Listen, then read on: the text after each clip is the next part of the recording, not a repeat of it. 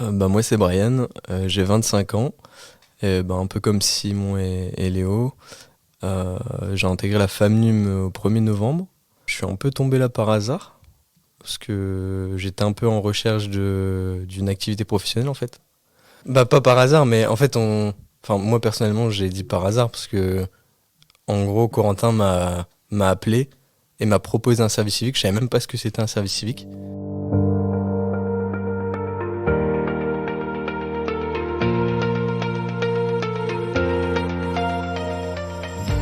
Bienvenue sur le C2 Podcast, le podcast du C2RP Cariforef des Hauts-de-France.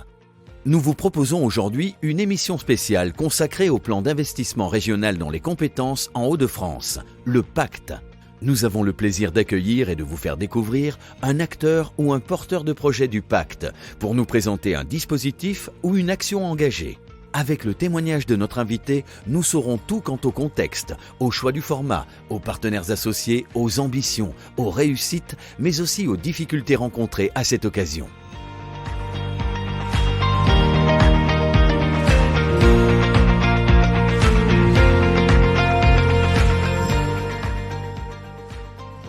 Bienvenue dans ce nouvel épisode du C2 Podcast, le podcast du C2RP Cariforef Hauts-de-France.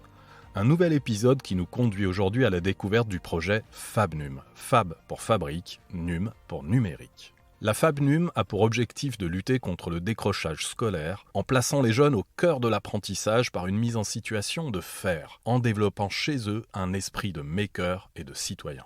Tout est à créer et à imaginer pour que ces lieux deviennent à la fois des lieux d'apprentissage et de montée en compétences pour les jeunes et des espaces ouverts à tous les publics pour accompagner la transition numérique dans les territoires. Lancé en 2019, le projet réunit de nombreux partenaires de l'orientation, de la formation, de l'insertion et les acteurs de la métropole européenne de Lille. Nous avons rencontré plusieurs acteurs de ce projet et en particulier 3 jeunes gens au moment où ils arrivaient au terme de leur contrat. Léo, Simon et Brian reviennent sur les mois passés à la FABNUM, et s'ils jettent un œil dans le rétroviseur, c'est bien droit devant eux qu'ils regardent désormais. Je m'appelle Simon, j'ai 22 ans, je suis à la FABNUM depuis novembre, et je suis là en tant que maker, en tant que service civique.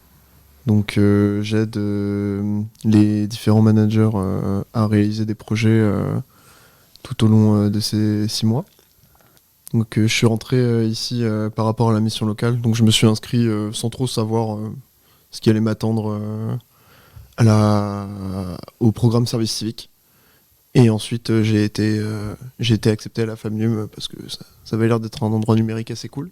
Donc la FABNUM, c'est un dispositif expérimental, un Fab Lab en fait, dans lequel travaillent des Fab Managers et qui encadrent des services civiques, qui sont là en tant que makers, donc en tant que créateurs de biens communs pour 2 communautés, deux espaces, donc M et Marc. Et donc pendant ces 6 mois, on a réalisé différents projets pour des associations, pour des particuliers, donc des habitants de ces 2 territoires. Moi c'est Brian, j'ai 25 ans, et un peu comme Simon et Léo, j'ai intégré la FAMNUM au 1er novembre.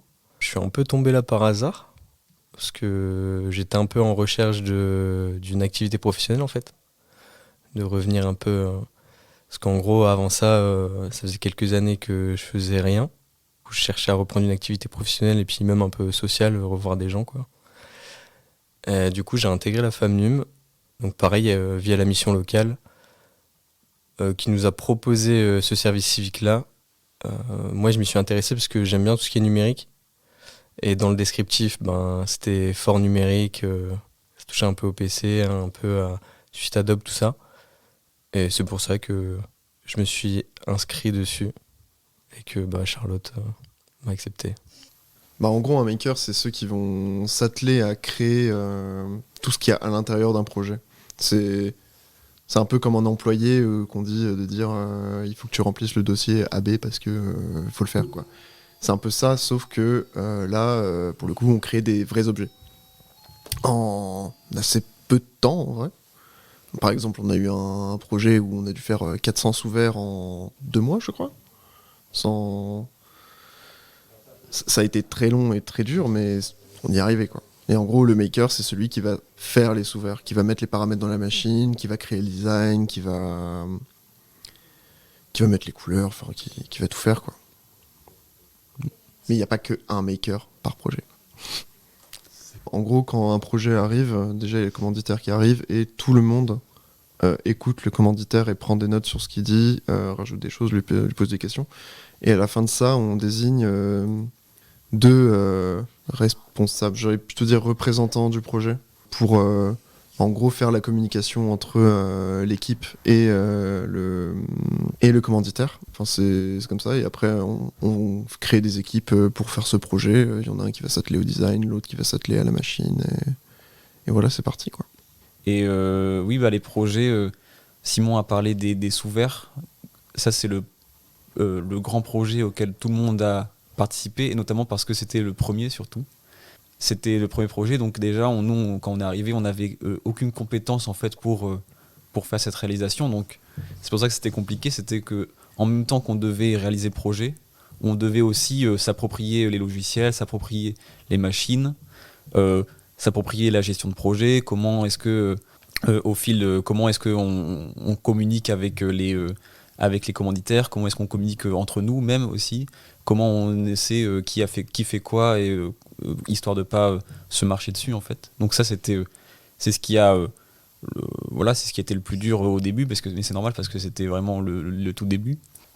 Les sous-verres, il y a deux parties. Il y a la partie conception, donc c'est-à-dire faire les fichiers, créer le design, faire les fichiers en fait qui vont servir à la réalisation. Là par exemple Simon qui est ici, comme il avait déjà des compétences sur des logiciels qui permettaient justement de faire ce design, c'est lui qui se l'est approprié et qui l'a redistribué en fait aux autres personnes, aux autres services civiques. Et ensuite derrière, en fait le but quand on fait un projet, c'est que à la fin tout le monde ait fait toutes les compétences qui ont été nécessaires en fait pour la réalisation de ce projet, elles soient acquises pour tout le monde. Donc il faut que tout le monde fasse un peu de tout. Forcément, il y en a qui vont faire plus de l'un, plus de l'autre, mais le but, c'est que tout le monde ait eu à peu près la même expérience du projet. En tout cas, tous ceux qui ont dû travailler dessus. Là, en l'occurrence, ce projet, tout le monde a dû y travailler parce que c'était un gros chantier. Et donc, généralement, ce qu'on faisait, c'est que le matin, quand on arrivait, on essayait de définir les tâches qu'il fallait faire pendant la journée et de mettre... toi tu vas travailler dessus parce que là, hier t'as déjà fait ça, donc là il faut que tu changes. Ou sinon qui veut faire quoi. Il y en a qui disaient moi j'ai fait ça hier, j'aimerais bien terminer ce que j'avais commencé. Le but ce global, c'est que tout le monde ait réussi à faire un peu de tout et avoir pris un peu les mêmes compétences. Comme Léo l'a dit, en fait Simon est arrivé à la Famnum et il avait déjà un bagage sur Illustrator. Et moi personnellement c'est lui qui m'a formé à Illustrator et qui m'a appris, en gros, il a essayé de me transmettre ses connaissances en fait. Et c'est ça qui était bien par rapport à la Famnum et par rapport à ce projet-là. Après, ce qui était difficile, c'est qu'au début, quand on arrivait, on connaissait rien du tout, on n'avait pas de compétences. Et en fait, il fallait tout de suite faire le projet, parce qu'on avait une date butoir, donc il fallait respecter des délais. Et du coup, il fallait tout de suite se mettre en marche, donc s'approprier les logiciels, s'approprier la machine. Et ensuite, après, une fois qu'on avait fait... les sous-verres qui étaient sortis de la découpeuse laser, fallait les post-traiter aussi, donc fallait les poncer, fallait les vernir. Et tout ça, en fait, c'est un travail, au final, mis bout à bout, qui est quand même gros. Après, moi, personnellement, j'avais pas de stress par rapport au fait de commencer une tâche que j'avais jamais faite ou autre, parce qu'on a le droit à l'erreur, en fait, à la Famnum. Et ça, c'est important, et je pense que ça nous enlève, enfin, moi, personnellement, ça m'enlève un peu une pression. Parce que je me dis, même si je loupe, je vais pas me faire engueuler ou... c'est pas très grave, ça arrive. Et ça nous est arrivé de louper d'ailleurs sur le projet des sous-verres. Mais sinon, il y avait pas réellement de tension par rapport à ça. Souvent, en fait, je pense que tout le monde était un peu content de découvrir, d'apprendre. La Famnum, c'est un espace innovant et un espace d'innovation. Écoutons celui qui est à l'origine du projet, Lionel Emery. Bonjour, je suis Lionel Emery, j'ai 56 ans, je suis directeur du FCP. Alors il y a plein de choses qui sont innovantes au niveau de la Famnum. La première hypothèse était de dire on va attirer des publics qui n'iraient pas naturellement sur un stage de formation. Donc ça, c'était un des premiers axes, c'était de dire, au travers ce dispositif, on va, au niveau de la motivation à la formation, capter peut-être des publics qui n'iraient pas naturellement. La deuxième hypothèse de travail, c'était de dire, on va développer des modalités d'apprentissage entre pairs qu'on ne peut pas mettre en œuvre dans le cadre d'un stage de formation classique. Là, il n'y a pas de cours, il n'y a pas de programme, il y a des commandes. Et on se débrouille. Et on se débrouille pour y répondre. Donc ça veut dire qu'à un moment donné, on se creuse la question de qu'est-ce que le client veut vraiment ? Est-ce que ce qu'il nous demande, c'est réalisable ? Si c'est réalisable, comment on le réalisable ? Et quand c'est réalisable, qu'est-ce qu'on maîtrise pas ? Qu'est-ce qu'on doit aller chercher comme information, comme technique, comme process voilà. Et avec le pari que les femmes managers sont souvent au même niveau que les apprenants, puisque chaque femme manager a des compétences, mais il n'a pas obligatoirement toutes les compétences. Et donc ça, c'est une hypothèse assez intéressante, c'est de se dire, on va créer un dispositif où on va devoir apprendre à apprendre, d'une certaine manière, apprendre à aller chercher de l'information, s'organiser à plusieurs, parce que chacun peut être détenteur d'un bout de la solution, mais pas de toute la solution. Éventuellement, aller chercher des experts extérieurs qui vont pouvoir nous amener la solution qu'on n'a pas. Voilà. Donc, on est vraiment sur la formation à la fois en situation de travail, en plus, là, dans l'apprentissage qui est coopératif. Les jeunes dans la FabNob sont eux-mêmes amenés à essayer de définir ce qui va leur demander comme compétence. Donc on est vraiment sur de la métaformation. Et ça, je pense que c'est très innovant parce qu'il n'y a pas beaucoup de dispositifs qui permettent de faire ça. Un troisième niveau d'hypothèse aussi de travail, c'est que la FabNob favorise la mixité des publics. Au sein de la FabNob, on a pu accueillir un jeune qui avait un niveau seconde, pas grand-chose derrière, donc plutôt là, un jeune en situation de décrochage, des jeunes qui avaient validé un CAP ou un BEP, mais qui c'était pas le choix qu'ils voulaient faire.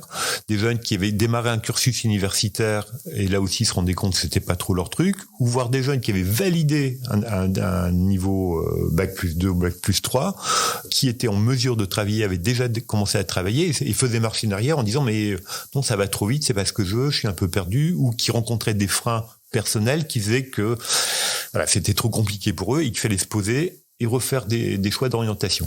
Donc des profils très différents. Des jeunes plutôt de familles, on va dire, culturellement aisées, et des jeunes de milieux plutôt quartier populaire, quartier politique ville, et donc des jeunes qui se rencontrent pas habituellement.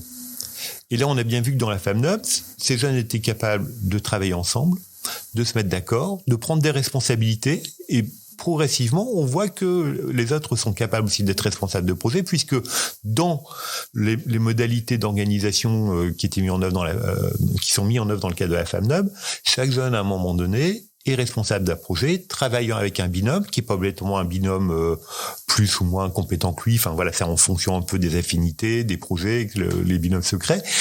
Et à aucun moment il y a de compétition entre les jeunes. On est vraiment sur de la coopération et chacun entraide l'autre. Voilà, en fonction de ses compétences, de ses savoirs. Et donc ça aussi, ce sont des situations d'apprentissage qui ne sont pas fréquentes.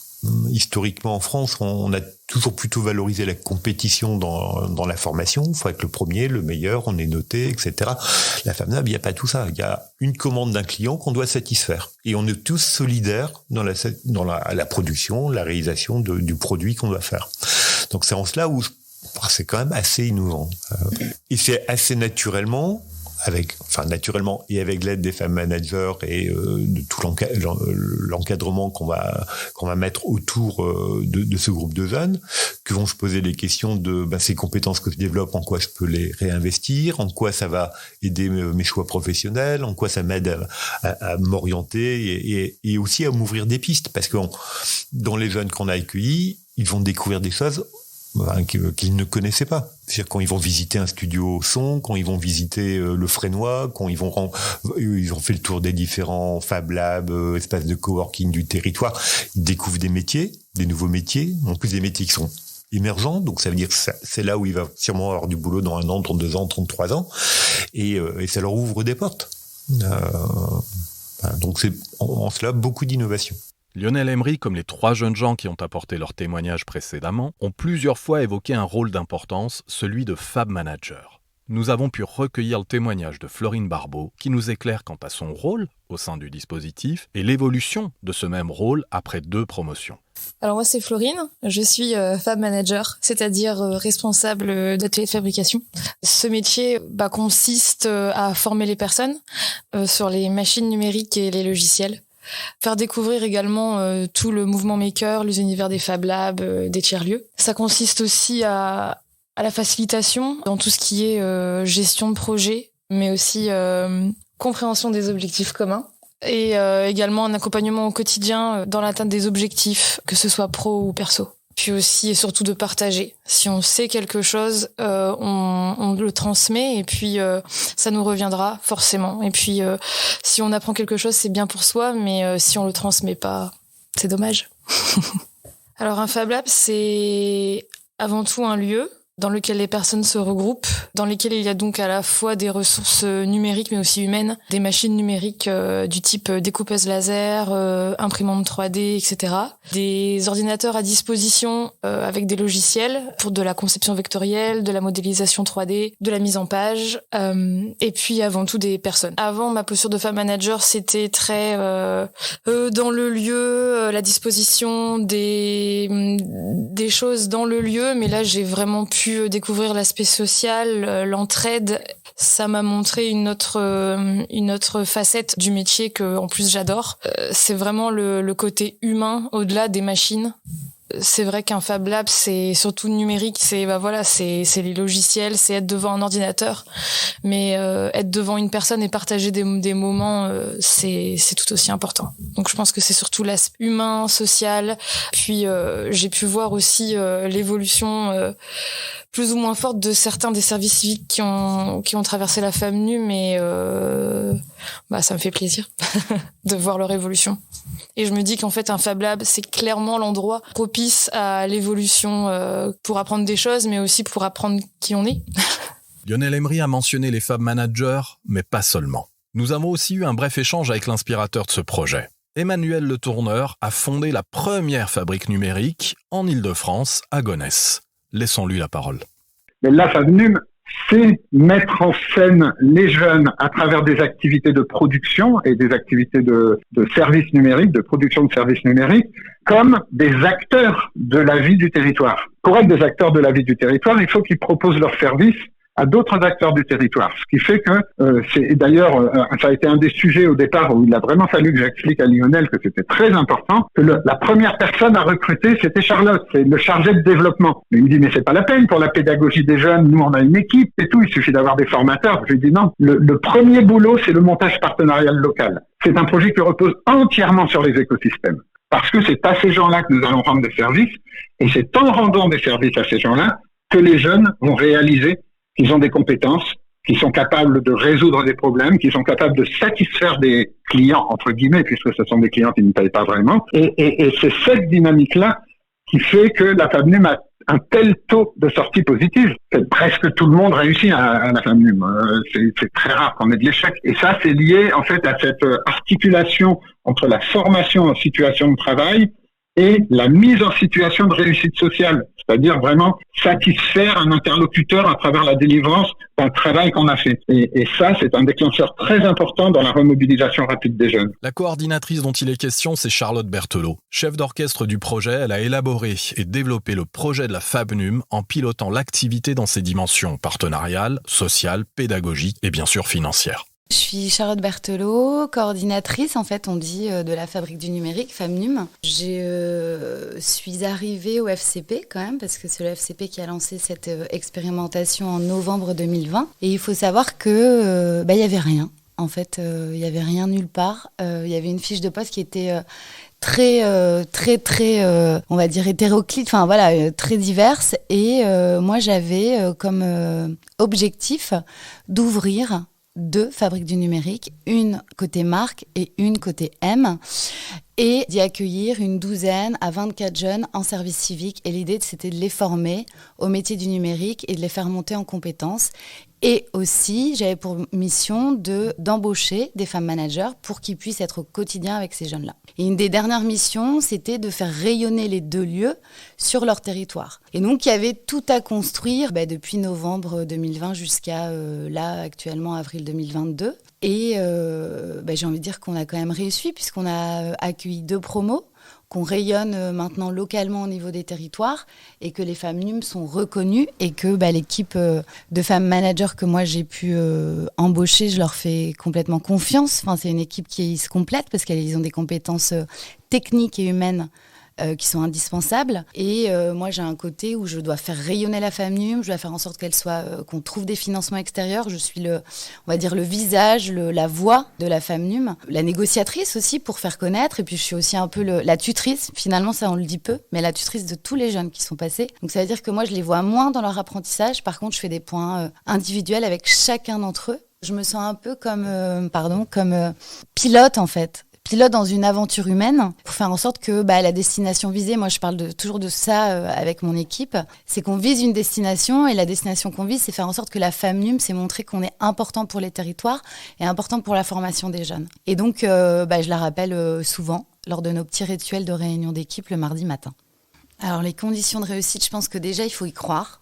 Enfin, je pense que la chef de projet doit y croire. Je pense qu'ensuite elle doit être bien entourée. Les conditions de réussite font en sorte qu'elle gagne la confiance des collectivités territoriales, de notre principale, de la région. Ça veut dire que moi, j'ai été en lien permanent avec notre technicienne qui a suivi nos aventures, où on rendait des comptes sur ce qui allait, parce qu'il y a des choses qui vont, il y a des choses qui vont pas. Et donc, les conditions de réussite, c'est aussi, j'ai oublié quand même un élément important, c'est de s'appuyer sur l'expertise de Gonesse. Et moi, une personne qui a aussi, qui m'a bouleversée, mais dans le bon sens du terme, c'est Emmanuel Le Tourneux, et aussi mon directeur, Lionel Amry. Moi, je me suis dit, en fait, il va falloir qu'on se fixe des règles, puisque notre équipe ne se connaissait pas. Donc, je parle de l'équipe moi-même et l'équipe de femmes managers et les intervenants extérieurs. Donc, ça veut dire qu'il va falloir qu'on trouve un mode de fonctionnement entre nous. Donc, quelles vont être nos valeurs ? Donc, il y a des principes de confidentialité, de respect, de bienveillance, de droit à l'erreur. Et en fait, ces principes moi, j'ai voulu insuffler et partager avec mon équipe. Je leur ai demandé de le partager au quotidien avec les jeunes. Quand j'entends des jeunes me dire que ils ont appris grâce à l'erreur, ça veut dire qu'il y a une partie, on a réussi en grande partie ce pourquoi on a été missionné en fait. Et donc on a mis un cadre où il est possible pour eux de s'exprimer et d'être ce qu'ils sont. En tout cas, moi, c'est ma manière de fonctionner. Au cours de ces entretiens, nous avons pu entendre que l'échec n'existait quasiment pas, que la plupart des candidats allaient au terme de leur contrat. En quelques mots, Charlotte Berthelot nous évoque l'après-Fab NUM. Ça, on est vraiment en train de le travailler, on est en train de se rapprocher. Quand je dis on, moi c'est le FCP avec Pop. Et là, j'ai reçu un mail ce matin du directeur de Pop School en me disant j'ai vu des profils très intéressants hier soir. Et donc, il en a parlé à ses associés. Et donc, en fait, il y en a. Moi, je pense qu'ils sont en capacité d'être embauchés, notamment dans les métiers du numérique qui font grandement leur émergence et qui sont capables d'être forgeurs numériques. Parce qu'ils sont plus en situation, en tout cas moi certains, et là je les regarde, mais il y en a qui sont pas en capacité encore d'être femme manager, parce que ça demande encore un niveau de compétence au-dessus, mais ce qu'on appelle les forgeurs numériques. Et donc derrière, leur montée en compétence, c'est à nous de les aider à les valoriser, mais derrière il y a des forums, il y a des rencontres qui vont être faites avec des personnes qui vont pouvoir les embaucher en fait. Ce podcast touche désormais à sa fin. Nous remercions chaleureusement les intervenants qui se sont succédés. Nous vous remercions pour votre écoute. Retrouvez toutes les informations relatives au Fab NUM sur le site internet du C2RP et retrouvez l'ensemble des podcasts sur vos plateformes d'écoute favorites. Et laissons le mot de la fin aux jeunes gens que nous avons rencontrés lors de cet enregistrement. J'ai pas envie de dire aventure, même si il va sortir. En fait, c'est une grande aventure, quoi. On a appris plein de trucs, humainement comme professionnellement. On a développé des dizaines et des dizaines de compétences. Je ne saurais même pas toutes les citer, tellement il y en a.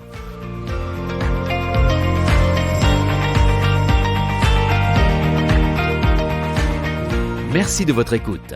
Si vous avez apprécié cet épisode du C2 Podcast, n'hésitez pas à le partager avec vos collègues ou avec toute personne pour laquelle il sera intéressant et utile. Laissez-nous librement un commentaire, posez-nous vos questions sur le sujet traité par le podcast ou encore faites-nous part de vos idées pour un prochain C2 Podcast.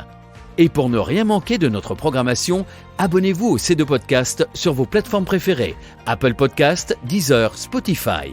Vous ne manquerez aucun épisode.